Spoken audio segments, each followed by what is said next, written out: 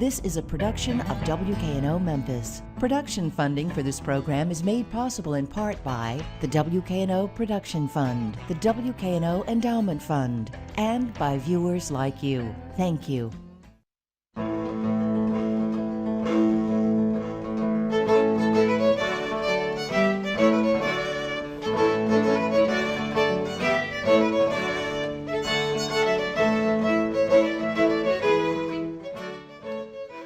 Dan McCleary is the founder and producing artistic director of the Tennessee Shakespeare Company. Not only has he directed more Shakespearean plays than we can mention here, but he has also had the title role in Antony and Cleopatra, as Antony, I assume, and as well as Richard III, as well as many other roles. He's performed on the New York stage and all points in between East and West Coasts. We are proud to have a true Renaissance man on this program. Welcome, Dan McCleary. Thank you very much for having me, and I would love to play Cleopatra. Well, really and truly, this is only a half-hour program, so I was reading the bio. This is amazing.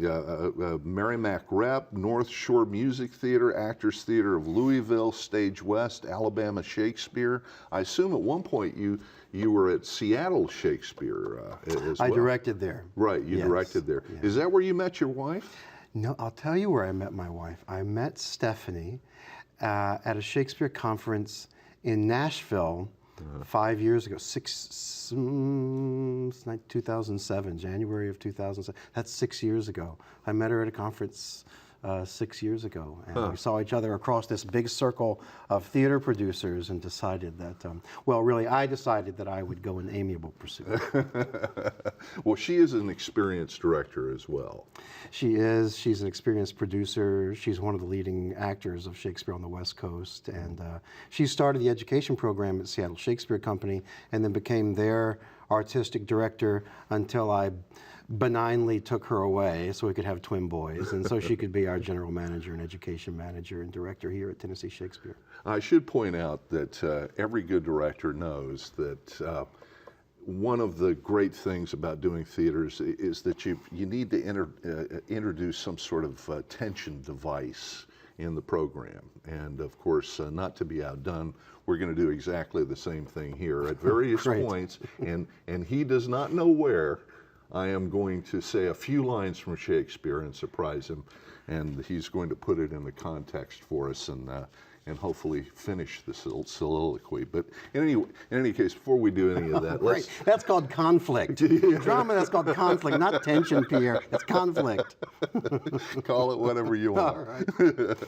In any case, let's talk about the origins of the Tennessee Shakespeare Company. You're 5 years old now. Yes, celebrating our 5th season right now in Germantown and Memphis. It started as...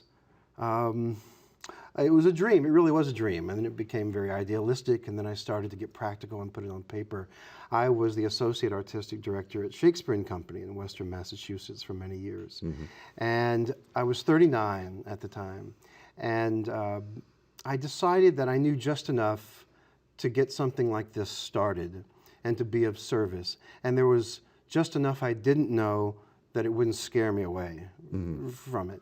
And so I was born and raised in Memphis, and in part in Bartlett and Orange Mound. And the idea that a kid who was raised like that here, who loves Memphis, and I was coming back every year to visit friends and family, could start a professional classical theater and education company in my hometown with people I knew and people who would be supportive was very generative to me. It was a real creative thought for me. And so I loved spending lots of time dreaming and thinking about it. Mm-hmm. And with my friend Frank Bluestein, who runs the Poplar Pike Playhouse in Germantown High School, we began putting in place a strategic plan over the course of the next year. And I had, you mentioned some theaters I've worked at, and it was actually working at one of the theaters that I remember I came home from doing a play, and it was a 2-person play, and it was 2.5 hours, and it's you leave your body, your spirit on stage at the end of it. Mm-hmm. And there was no audience talk back, and to keep your health, you come back and you rest and you eat certain things and you drink certain things. Right. So I had no relationship to, when you do regional theater, I had no relationship to that audience, which is why I liked working at Shakespeare and Company so much. I knew people in the audience, and when I was alone on stage, I had someone I could talk to and who would give something back, and we would talk afterwards. But in the regional theater circuit, it felt very alone. And I was amorous of the idea of having and creating an artistic home, not only for myself and my family, but also for people who were a lot like me, who, when they were introduced to William Shakespeare, were immediately turned off because they were introduced in English class and forced to memorize. Yeah. And I thought, here's an opportunity in my hometown to do something that no one else is doing, and then be able to have a conversation about it like we're having right now. Right. This would never happen in any of those towns and cities where I would job in and then go away. So I was looking for a more personal relationship, not only from the stage but also off stage as well. This is what started the idea of Tennessee Shakespeare Company. And you find that all over the place. I mean, history is another one. History has been presented in such a dry way in some schools that you can't hardly get people interested in it, and then they see documentaries years later, and then it's like, oh yeah, they have a whole new relationship. Do you get that kind of reaction from people? Like, I studied Macbeth in my English class in junior high school, and I hated every second of it, but you taught me something. It was like an epiphany tonight seeing this. Both in yes is the answer, and almost every day, both in the classroom and on stage. We have I mentioned my wife Stephanie, she oversees our education program. We have loads of teaching artists in the class right now as we speak and throughout the year. In fact, we'll teach 50 classes this year in Memphis City Schools. We hear this, the best audience for Shakespeare are children. Unless they've been told by people your and my age that this is something you're not going to understand, or this is something you just need to get through, or this is an old-timey language.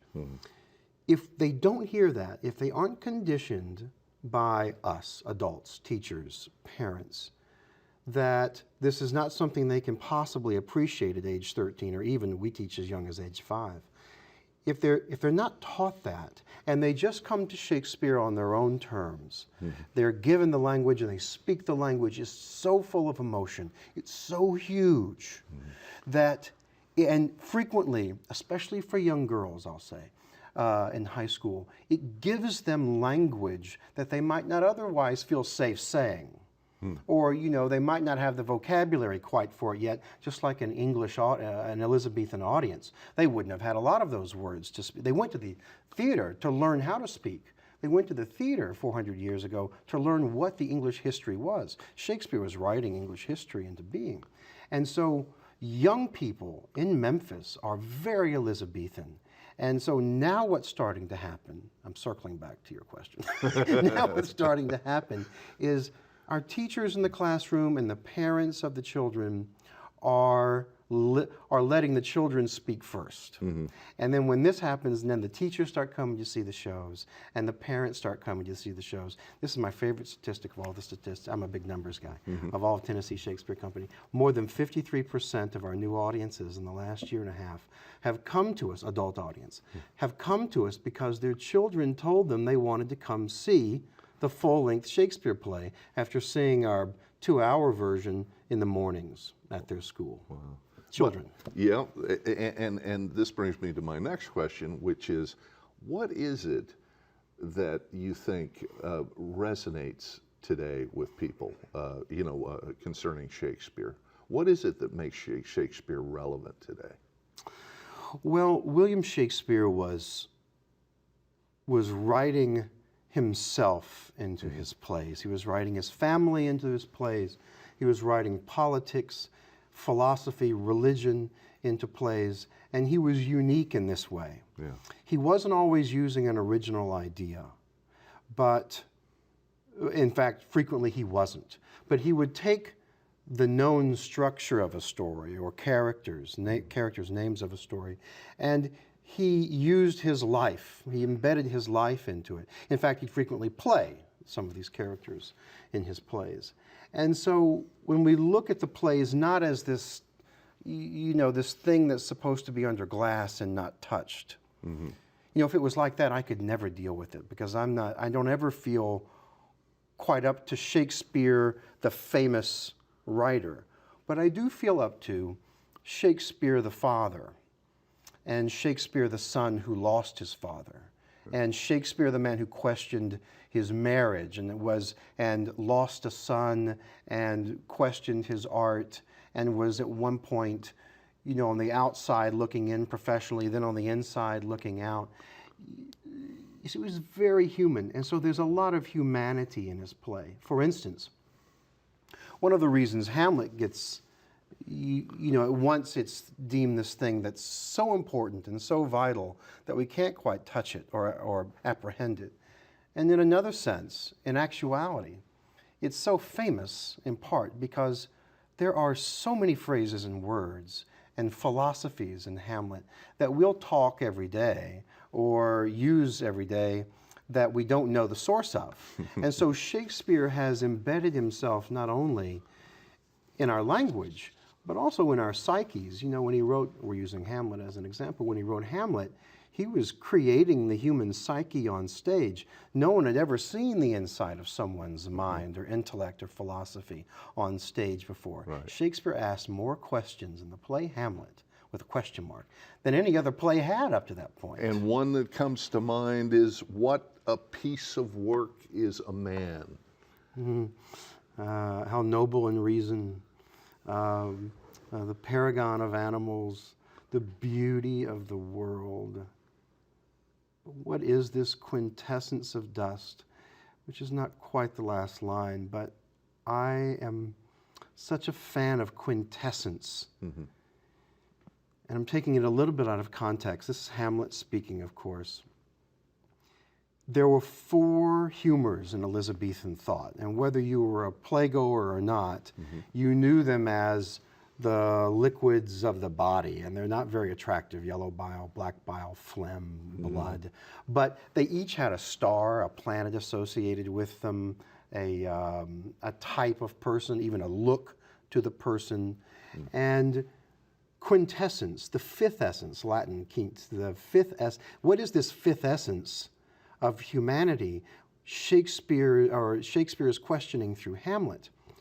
My own thought, from having dealt with it, is that it's our collective unconscious. Mm-hmm. Shakespeare who was, by the way, extraordinary. He authored so many women onto the stage, and of course only boys could play them 400 years ago. Mm. But he had such an intuition about women and madmen and kings and seers and prophets. Right. And so something tells me that his focus on the 5th essence was about the thing that we don't always say, but we might dream or we might imagine, but we feel is too dangerous to speak. And so imagining that our bodies become dust and then come back as, right. Potentially the bow of a ship, uh-huh. or burned in a fire, or something to baptize with, is a recycling of nature that Hamlet starts to get so invested in that it changes the 5th act of Hamlet. That's probably much more than you wanted to hear on that text, but it's stirring. It's really stirring. But I can stuff. see what this extends out to the original point also that you made about you don't see Shakespeare under glass. And to prove the point, there's been some unique ways that you've staged Shakespeare. For instance, Julius Caesar. I find it very witty that you decided to stage that at Germantown City Hall as your backdrop, because today's politics, in a sense, could mirror Julius Caesar in some ways. Yeah. And unfortunately, the assassination part, of course, also can be mirrored in parts of the world. The other thing we did with that play, though, is we made all the characters women. All the actors in it were women. And when Shakespeare would take, but I took this inspiration from what Shakespeare would do. Of course, all of the players were men 400 years ago, so I wanted them all to be women. And then he would take the shows on the road. So we had multiple versions of the script. And his road version of his scripts were much shorter. And really, I didn't know that. Yes, and he never knew exactly what he would be playing on for stage. And so it was minimal production values that were already minimal to begin with. And the other thing about Julius Caesar, though, and this doesn't get taught in schools, my own feeling about it is that it's Coriolanus, which is Shakespeare's later play, 1608, I think is a far superior political play to Julius Caesar. Julius Caesar, to me, is a wonderful love play, but it's hard for us to see or accept the love in it, I find, when it's only men between, for instance, Brutus and Cassius, or Brutus and Caesar. Right. We still have, I discovered, a little bit, there's still just the slightest bit of distance we put between ourselves and seeing that visually. Yet with women, it seemed to be much more acceptable and accepting and ready. And so when we put women together and took the violence out of their hands and put it into dance and movement and put it in City Hall, and we were allowed to put the audience where the mayor would sit and where the alderman would sit, then the audience was part of the action, and they were always part of the scenery as well. And Shakespeare's works, regardless of the theater he was working in, he demanded that the audience talk back. He demanded that it was interactive. Right. It wasn't a formal thing. I mean, you've got the working class down there on the floor, and I've read accounts where they would make comments. I mean, and throw things. And throw things, right? Yeah. Exactly. Well, they were standing the whole time too. Oh, sure. So you better be interesting. Now, some of the interesting things is you've also had productions at the. I heard that you had some productions at the amphitheater over at Shelby Farms. At Shelby Farms. Yeah. Yes.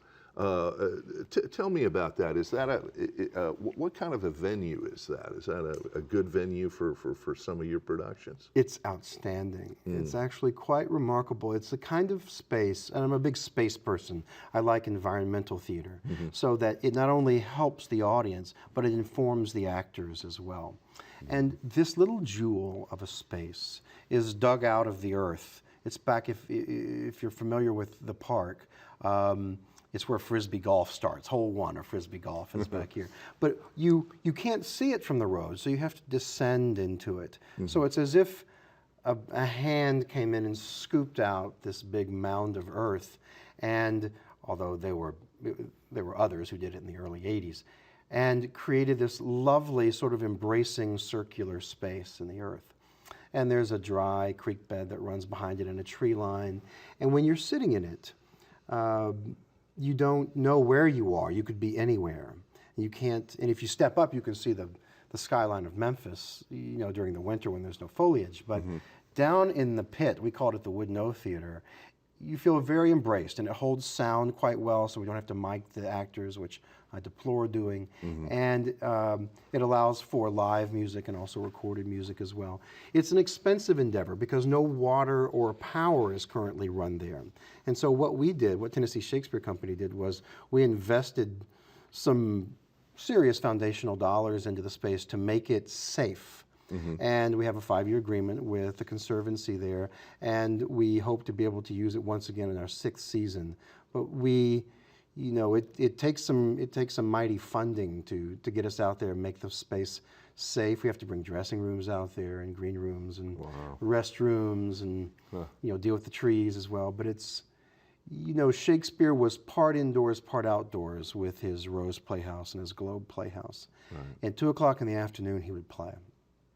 And so he was encased. There was a feeling of being inside, but then the heavens were also available to him and to his actors as well. And when you speak some of the text, in almost all the plays, but if you speak text, for instance, from Macbeth or from The Tempest, which we did out there, there are all these natural allusions to nature or to birds flying over or to the moon. And so when we talk about environmental theater, you talk about City Hall, when we're able to say the thing and not have to imagine it, but see it, not only does it have a tactile and visual consequence, it also has a bit of a spiritual consequence as well, which I really appreciate. You know, we all, when a wolf howls back in the woods, we all hear it. We know none of us planned it, and we all live it at the same time, and the text has got to find its way. The actors have got to find their way around the sound with the audience. And so it's actually quite galvanizing. Yeah, I can imagine. You know, when you think about doing various productions, in particular maybe O'Neill or David Mamet, if you were really an industrious actor and you forgot your line in the middle of Mamet or O'Neill, if you're smart enough and talented enough, you might be able to improvise your way out of that. But when I look at Shakespeare, there's just no way out. I mean, that's the kind of situation that I would imagine an actor wakes up in a cold sweat at 3 o'clock in the morning. You know, please don't let me go up on my lines in the middle of a Shakespeare play. Considering the amount of times that you've been involved in Shakespeare productions, have you ever seen someone who tragically tried to improvise Shakespeare? Oh, you know, it doesn't happen that often, but it certainly happened to me. We've all experienced it to one degree or another, and you know, it's survival, and so you find a way. If you play Shakespeare enough, you can find your way through it. And so you can improvise it up to a degree, or you cut and paste, or you can do like like that. An older actor used to do to us all the time, who I adored, but when he would go up, he would just stop and look at us like we were supposed to have interrupted him. So he's throwing the imaginary ball to us as if to say, it's all your fault. And go ahead, pick up and go. Meanwhile, he's got 14 more lines to go. So that's no good. But actors who make their living playing classical text or playing Shakespeare spend an inordinate amount of time studying the text and speaking the text. And when we rehearse as a professional company, we'll rehearse 8 hours a day, 6 days a week for 4 to 5 weeks. So it is, and actors usually come in, you know, off book to a degree before we even get going. So there is, in part because of what you suggest, of course we're going to wake up in a cold sweat. It's part of, you know, it's part of one of the hazards of our occupation.